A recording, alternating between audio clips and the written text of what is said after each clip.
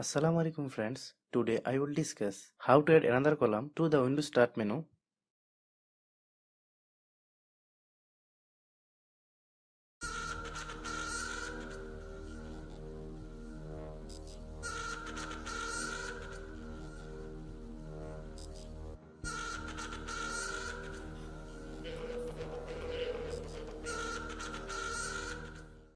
Click Start button,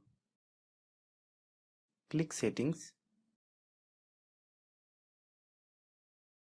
click Personalization, click Start. The Start menu will now have an extra column of space. Show more title on Start to on.